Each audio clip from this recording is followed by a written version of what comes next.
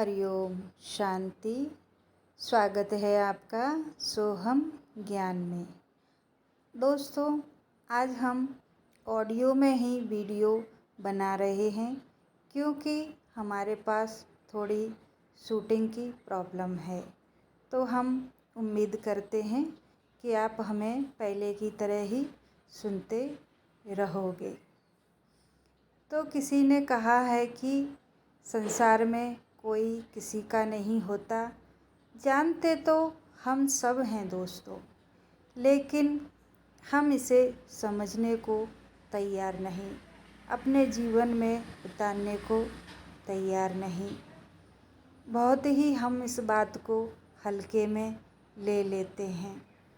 तो इस पर से मैं आपको एक कहानी बताती हूँ, कहानी सुना रही हूँ। आप सुनेंगे तो आपकी आँखें खुल जाएंगी। एक आदमी था जो पतंग उड़ा रहा था। उसकी पतंग कट के एक जंगल में चली जाती है और वहाँ गिरती है जहाँ एक ऋषि की कुटिया थी। उस कुटिया में एक ऋषि रहा करते थे। वो आदमी पतंग के पीछे पतंग लेने के लिए ऋषि की कुटिया तक पहुंच जाता है। वहां से वो पतंग ले रहा होता है। इतने में ही ऋषि देव बाहर आते हैं और पूछते हैं कि कौन हो, क्या कर रहे हो। तो बोलता है कि गुरुदेव, ऋषिदेव, मैं अपनी पतंग लेने के लिए आया हूँ। तब गुरुदेव बड़े ही आश्चर्यचकित होकर के बोलते हैं कि क्या तुम पतंग भी उड़ाते हो। तो वो व्यक्ति बोलता है कि हाँ, मैं पतंग भी उड़ाता हूँ, मैं तो जुआ भी खेल लेता हूँ, मैं तो शराब भी पी लेता हूँ। तो ऋषिदेव बोलते हैं कि तुम ये सब करते हो तो ये तो पक्का हो गया कि तुम्हारे घर वाले ना तो तुमसे प्रेम करते होंगे और ना ही तुम्हारी इज्जत करते होंगे। तब वो आदमी बोलता है कि ऋषिदेव, गुरुदेव, ऐसा कैसे हो सकता है। मेरे माता पिता, मेरी पत्नी, मेरे भाई बहन सभी मुझे बहुत प्यार करते हैं और मेरी इज्जत भी करते हैं। तो गुरुदेव बोलते हैं, क्यों तुम अपना जीवन भ्रम में जी रहे हो और क्यों अपना इन व्यसनों में अपनी ज़िंदगी बर्बाद कर रहे हो।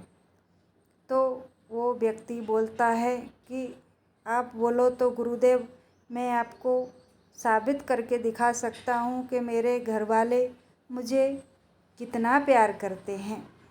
तो गुरुदेव बोलते हैं कि ठीक है, आप अपने घर जाइए और थोड़ा सा बीमार होने का नाटक कीजिए और अपनी सांसों को थोड़ा खींच लेना और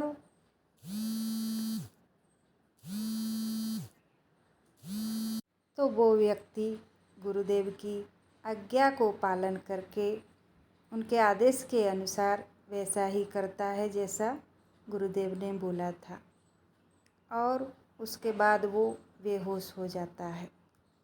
उसके बाद उसकी माँ, उसकी पत्नी, उसके पिता सब आते हैं और कहने लगते हैं, क्या हुआ बेटे को, क्या हुआ।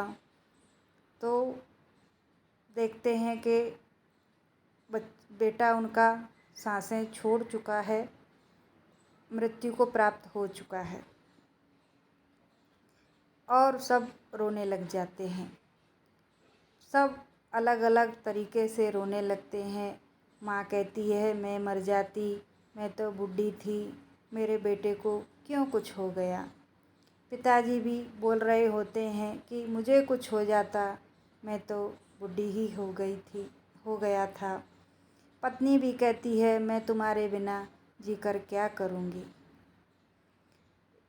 इतने में सब अगल बगल वाले, मोहल्ले वाले लोग आकर के इकट्ठे हो जाते हैं और साथ में वो गुरुदेव भी आ जाते हैं। गुरुदेव आते हैं और कहते हैं कि आप इतना रोइए मत, आपको बेटे को जिंदा करने का मेरे पास एक उपाय है, सब लोग शांत हो जाओ।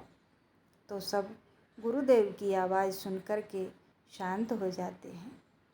गुरुदेव बोलते हैं कि मेरे पास ये 3 पुड़ियाँ हैं, इसमें से कोई एक खाएगा वही मृत्यु को प्राप्त हो जाएगा और ये जो व्यक्ति है ये जिंदा हो जाएगा, ये बच्चा जीवित हो जाएगा। तो कोई भी कुछ नहीं बोलता, सब चुप हो जाते हैं। फिर गुरुदेव स्वयं बोलते हैं कि उनके पिताजी को कि आप ही खा लीजिए, आप तो बुजुर्ग हैं, आप तो अपनी ज़िंदगी जी चुके हैं, अगर आप मृत्यु को प्राप्त हो भी जाएंगे तो अब कोई फ़र्क नहीं पड़ेगा। लेकिन पिताजी भी ना बोल देते हैं, ये कहकर कि मेरा और भी छोटा बेटा है। कहते हैं माँ के समान तो कोई भी नहीं। माँ को भी वो पुड़िया दी जाती है तो माँ भी ना बोल देती है, यह कहकर कि अगर मुझे कुछ हो जाएगा तो मेरे पति को कौन देखेगा, तो ये पुड़िया मैं नहीं खा सकती। अब बात आती है उसकी स्वयं की पत्नी की, जो बोल रही थी कि स्वामी मैं तुम्हारे बिना कैसे जीऊँगी इस संसार में। तो गुरुदेव बोलते हैं कि तुम खा लो इस पुड़िया को, तुम मृत्यु को प्राप्त हो जाओगी, तुम मर जाओगी, तुम्हारा पति जीवित हो जाएगा। तो जैसे ही मृत्यु की बात आती है, जैसे ही किसी के लिए कुछ करने की बात आती है तो सब पीछे हट जाते हैं। पत्नी ने भी ये कहकर ना बोल दिया तो कि अगर मर गया तो क्या, मैं तो और दूसरा भी कर सकती हूँ, अभी मेरी उम्र ही क्या है। तो देखा दोस्तों, कोई भी किसी का नहीं है। उसमें से एक व्यक्ति आगे आता है और कहता है कि गुरुदेव आपके तो कोई आगे और पीछे भी नहीं है, आपका तो कोई परिवार भी नहीं है, तो आप ही ये पुड़िया क्यों नहीं खा लेते। तो गुरुदेव बोलते हैं ठीक है, ये पुड़िया मैं खा लेता हूँ, लेकिन इसके बाद ये बच्चा मेरे साथ जाएगा, ये आपका नहीं रहेगा।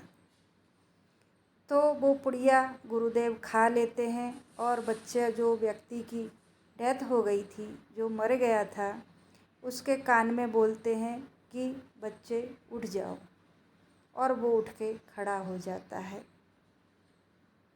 और उसके बाद वो गुरुदेव के साथ चला जाता है। गुरुदेव उसे अपने साथ अपने आश्रम, अपनी कुटिया को ले जाते हैं। वहाँ जाकर के वो नित्य भजन करता है, ध्यान करता है और गुरुदेव के साथ रहता है और उनकी आज्ञा का पालन करता है और अपने जीवन को सार्थक बनाता है। तो देखा दोस्तों, हम चाहे कितना भी कहते रहें, चाहे कितना भी ये समय अपना बिगाड़ते रहें इस संसार के लिए, संसार के लोगों के लिए, पर सही मायने में तो सच्चाई यही है कि कोई किसी का भी नहीं है। हरि ओम, शांति।